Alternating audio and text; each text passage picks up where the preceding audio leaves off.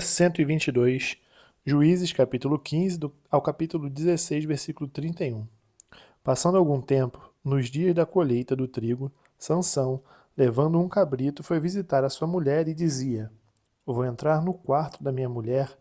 Porém o pai dela não o deixou entrar e lhe disse: eu realmente pensei que você tinha muito ódio por ela e por isso a dei ao seu companheiro. Mas você não concorda que a irmã mais nova é mais bonita do que ela? Fique com ela em lugar da outra.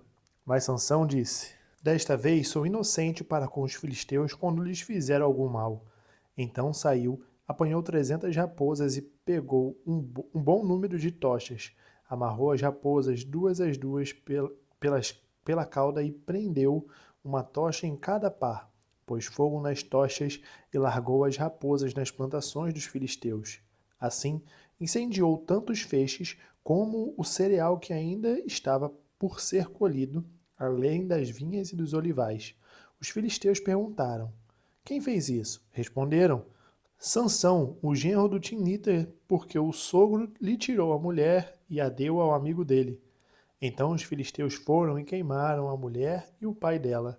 E Sansão disse a eles: se é assim que vocês fazem, não desistirei enquanto não me vingar. E ele os atacou com fúria, matando muitos deles. Depois desceu e habitou numa caverna da rocha de Etã. Então os filisteus subiram e acamparam em Judá, espalhando-se por Leí.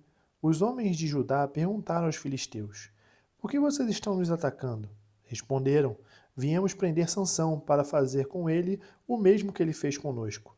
Então 3.000 homens de Judá foram até a caverna da rocha de Etã e disseram a Sansão: você não sabia que os filisteus dominam sobre nós? Por que então você nos fez isto? Ele lhes respondeu: assim como fizeram comigo, eu fiz com eles. Os homens de Judá disseram a Sansão: viemos para amarrar você, para o entregar nas mãos dos filisteus. Sansão disse: jurem para mim que vocês não me matarão. Eles lhe disseram: não, nós somente vamos amarrar você e entregá-lo nas mãos dos filisteus.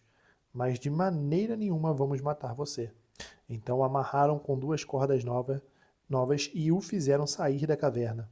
Quando Sansão chegou a Leí, os filisteus foram gritando ao encontro dele, mas o Espírito do Senhor de tal maneira se apossou de Sansão que as cordas que ele tinha nos braços se tornaram como fios de linho, queimados, e as amarras que ele tinha nas mãos se soltaram. Achou uma queixada de jumento, ainda fresca, pegou-a na mão e com ela matou 1.000 homens. E disse: com uma queixada de jumento, um montão, outro montão. Com uma queixada de jumento, matei 1.000 homens. Quando acabou de falar, jogou fora a queixada, e aquele lugar foi chamado de Ramate-Leí. Sentindo muita sede, Sansão clamou ao Senhor e disse: por meio de teu servo, deste esta grande salvação. Será que agora vou morrer de sede e cair nas mãos desses incircuncisos? Então o Senhor fendeu a cavidade que estava em Leí, e dela saiu água. Sansão bebeu, recobrou alento e reviveu. Por isso aquele lugar se chama em Acoré, até o dia de hoje. Sansão julgou Israel nos dias dos filisteus durante 20 anos. Sansão foi a Gaza, viu ali uma prostituta e teve relações com ela. Foi dito aos gazitas: Sansão chegou aqui. Eles cercaram o local e ficaram a noite toda esperando por ele às escondidas, no portão da cidade. Ficaram em silêncio durante toda a noite, pois diziam: vamos esperar até o raiar do dia. Então nós o matamos. Porém, Sansão ficou deitado somente até meia-noite. Então se levantou, pegou ambas as folhas do portão da cidade e as arrancou juntamente com os seus batentes e a tranca. Pôs tudo sobre os ombros e levou ao alto do monte que está em frente de Hebrom. Depois disto, Sansão se apaixonou por uma mulher do vale de Soreque, a qual se chamava Dalila.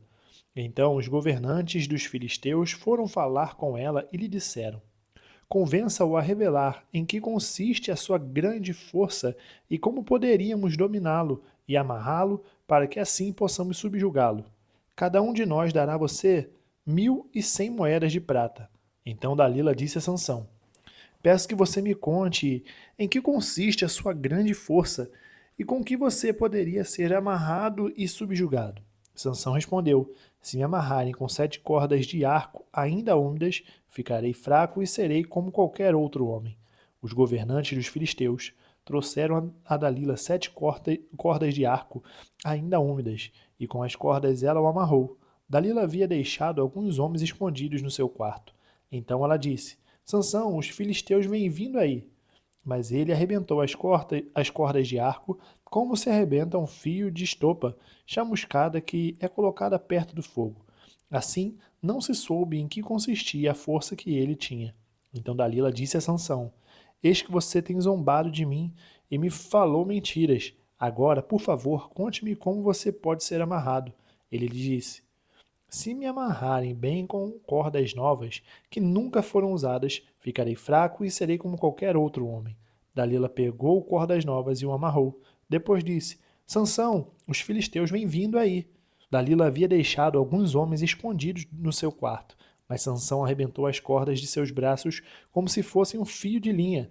Dalila disse a Sansão: Até agora você tem zombado de mim e só me falou mentiras. Diga-me, como você poderia ser amarrado? Ele respondeu: Se você tecer num tear as 7 tranças da minha cabeça e se as prender com um pino de tear, ficarei fraco e serei como qualquer outro homem. Enquanto ele dormia, ela pegou e teceu as 7 tranças dele num tear, prendeu-as com um pino de tear e depois gritou: Sansão, os filisteus vêm vindo aí. Mas ele despertou do sono, arrancou o pino e tirou o cabelo do tear. Então ela lhe disse: Como você pode dizer que me ama se não me revela o seu segredo? Por 3 vezes você zombou de mim e ainda não me contou em que consiste a sua grande força. Ela o importunava e pressionava todos os dias com a mesma pergunta, de modo que a alma dele se angustiou até a morte. Então ele contou o seu segredo, dizendo: Nunca foi passada uma navalha na minha cabeça, porque sou nazireu consagrado a Deus desde o ventre de minha mãe. Se o meu cabelo for cortado, a minha força irá embora, ficarei fraco e serei como qualquer outro homem. Quando Dalila viu que ele lhe havia contado o seu segredo, mandou chamar os governantes dos filisteus, dizendo: Venham mais uma vez, porque agora ele me contou o seu segredo. Então os governantes dos filisteus vieram até ela e trouxeram com eles o dinheiro. Dalila fez com que Sansão dormisse no colo dela, e tendo chamado um homem, mandou rapar-lhe as 7 tranças da cabeça, e assim começou a subjugá-lo. Sansão havia perdido a sua força. Então ela gritou: Sansão, os filisteus vêm vindo aí. Ele despertou do sono e disse consigo mesmo: Vou sair como nas outras vezes e me livrarei. Mas ele não sabia ainda que o Senhor já se havia retirado dele. Então os filisteus o agarraram, furaram os olhos dele e o levaram para Gaza. Amarraram-no com correntes de bronze e o puseram a virar um moinho na prisão. Mas o cabelo da sua cabeça, logo após ser rapado, começou a crescer de novo. Os governantes dos filisteus se reuniram para oferecer um grande sacrifício ao seu deus Dagom e para se alegrar. Diziam: O nosso Deus entregou o nosso inimigo Sansão nas nossas mãos. O povo, quando viu Sansão, louvava o seu Deus, dizendo: O nosso Deus entregou nas nossas mãos o nosso inimigo, aquele que destruía a nossa terra e multiplicava os nossos mortos. Com alegria no coração disseram: Mandem vir Sansão para que ele nos divirta. Trouxeram Sansão do cárcere e ele os divertia. Quando o fizeram ficar em pé entre as colunas, Sansão disse ao moço que o guiava pela mão: Deixe-me apalpar as colunas que sustentam o templo, para que eu possa me encostar nelas. Ora, o templo estava cheio de homens e mulheres, e também ali estavam todos os governantes dos filisteus. E sobre o teto havia uns 3.000 homens e mulheres que olhavam enquanto Sansão os divertia. Sansão clamou ao Senhor e disse: Senhor Deus, peço-te que te lembres de mim. Dá-me força só mais esta vez, ó Deus, para que eu me vingue dos filisteus que furaram os meus olhos. Em seguida, Sansão abraçou-se às 2 colunas do meio que sustentavam o templo e fez força sobre elas, com a mão direita em uma e com a esquerda na outra. E disse: Que eu morra com os filisteus. E empurrou com toda a sua força, e o templo caiu sobre os governantes e sobre todo o povo que ali estava. Assim, foram mais os que Sansão matou quando morreu do que os que ele havia matado durante toda a sua vida.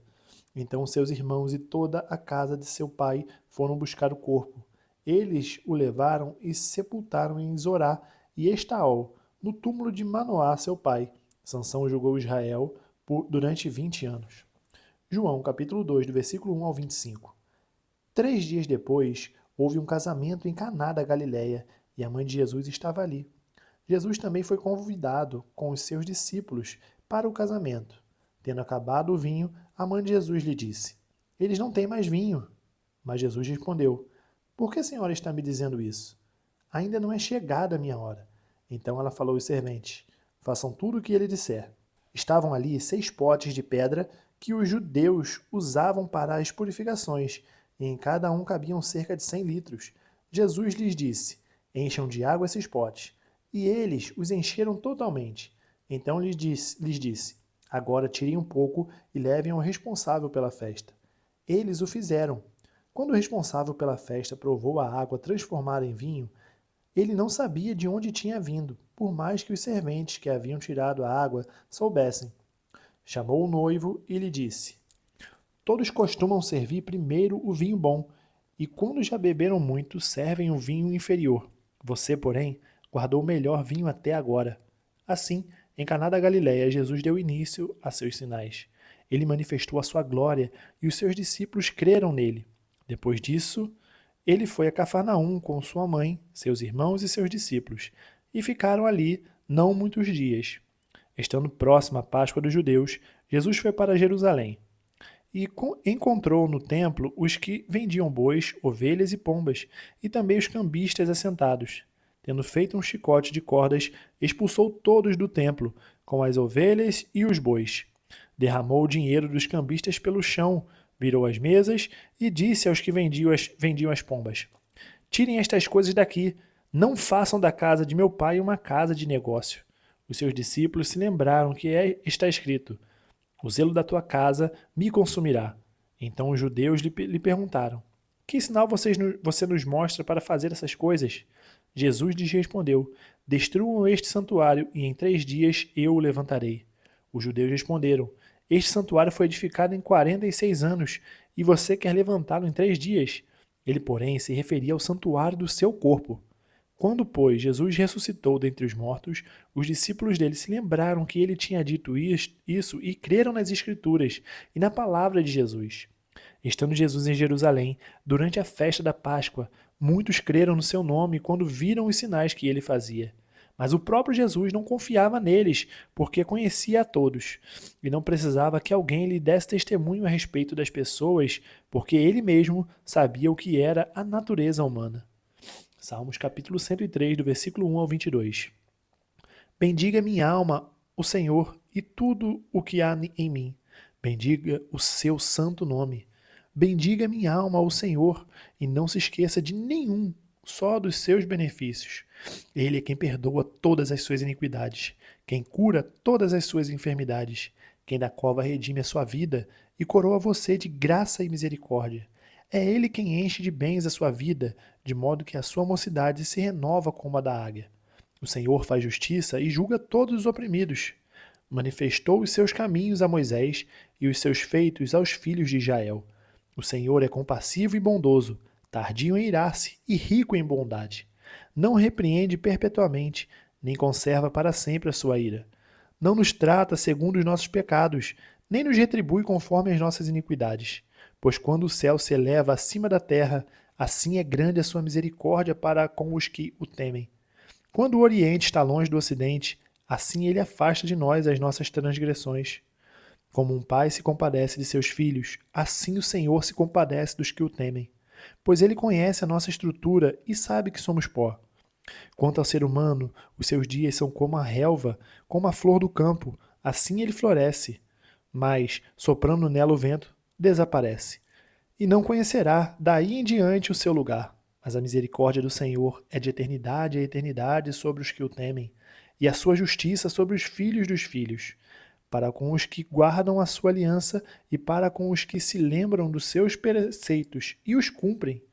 Nos céus, o Senhor estabeleceu o seu trono, e o seu reino domina sobre tudo.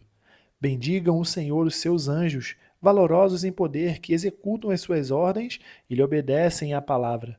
Bendigam o Senhor todos os exércitos, ministros seus que fazem a sua vontade. Bendigam o Senhor todas as suas obras em todos os lugares do seu domínio. Bendiga minha alma o Senhor. Provérbios, capítulo 14, do versículo 17 ao 19. Quem logo se irrita, comete loucuras, e aquele que tem mais intenções será odiado. Os ingênuos herdam a tolice, mas os prudentes se coroam de conhecimento. Os maus se inclinarão diante dos bons, e os ímpios farão súplicas junto às portas dos justos. Terminamos o dia 122, nós nos vemos amanhã no dia 123, até mais.